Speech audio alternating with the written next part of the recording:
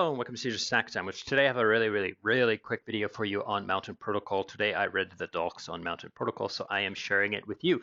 It's a institutional grade stablecoin with built-in APY. Okay, so it's a yield-bearing stablecoin that rebases into the wallets basically. So if you hold 100 USDM every day, you're going to get a small amount of interest on your holdings, so your holdings will go up. So I did read through the docs. The docs has a lot in it. Like the docs is pretty long. There's a lot to read, but a lot of it is kind of like just basic uh, like stuff that most of you guys would already know, so I'm not going to go through it.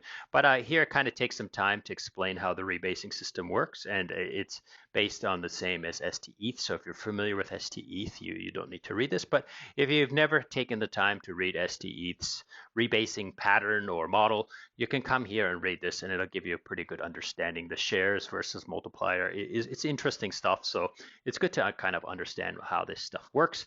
But for most case users, the idea that every day you're going to get like a small trickle of yield into your wallet, your balance will kind of increase every single day. Now, there is, of course, the wrapped USDM because it is a rebasing token. And just like STETH, there are places where rebasing doesn't work. So you're going to see this wrapped USDM around as well in places where, oh, I have to wrap first, or maybe people will help you wrap. But you'll know that you'll have to get these wrapped assets. And these are good too because, they do have this you're not getting paid every day. So if you're planning on holding this asset for more than a year, then you might want to consider using this wrapped USDM to kind of play the tax game a little bit smarter. Okay. Now they talk here about different kinds of partners. They have a lot of partners. They have this Steakhouse Finance, which I kind of looked into deeper, which is right here. Let me bring it over. So Steakhouse Finance is kind of some DeFi DAO thing. I've never heard of it, but maybe some of you have. They have looks like they have their fingers in a lot of pies, and basically the only person I recognize here would be probably Hasu here. So basically they have some signing powers with USDM to kind of stop USDM from having complete control over things. So you can kind of look through this and kind of look at who their partners are and how they're interacting with different partners. This is the primary thing that I wanted to show you here is that there are two types of users. There are primary users and secondary users. Secondary users are kind of more like, degens on the blockchain, just like USDC or anything like that. You can anonymously buy USDC or swap for USDC from on Curve and then swap to something else later, and US Circle will never really know who you are or care, really, right? So the same thing here with USDM. There are these secondary blockchain users, so everybody there. But then there are also these primary users, which are more like people who want to mint or redeem USDM. So these are all KYC'd AML people. So if you want to ARB that or stuff like that, you can always redeem USDM for $1 from the reserves that are held by the Mountain Protocol. Okay.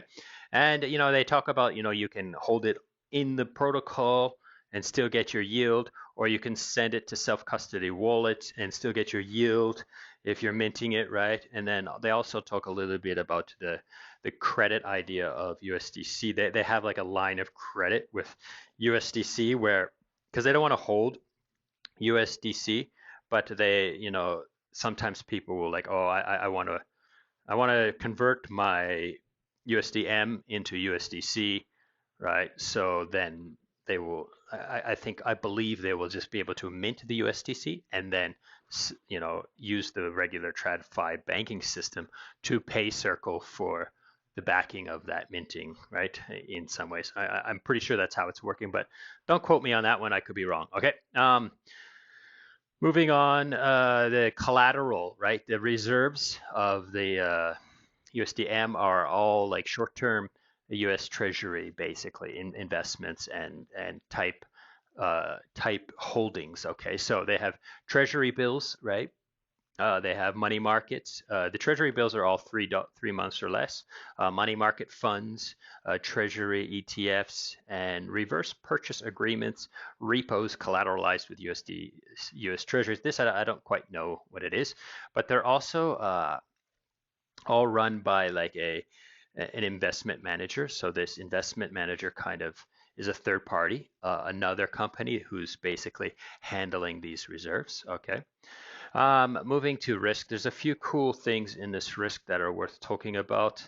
The main thing I wanted to show you, where is it?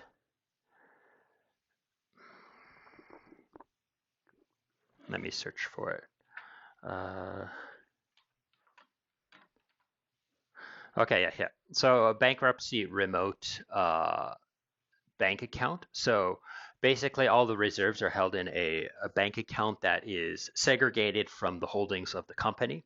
So if Mountain Protocol, the actual company, goes bankrupt, then the reserves cannot be added to that bankruptcy filing. Is as far as I know, like those reserves are segregated and held separate from the day-to-day management and the day-to-day stuff. So you can kind of obviously read through this if you really want to dig deep and find out some more of the risks. Like there's you know there's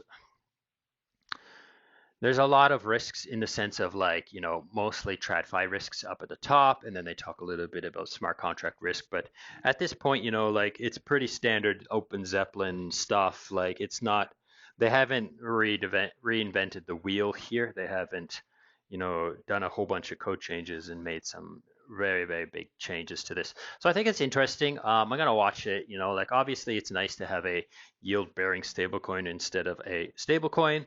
And then, of course, you'll obviously be able to use this stablecoin in places to get more yield, maybe like liquidity pools to farm like Curve CRV, get some trading fees.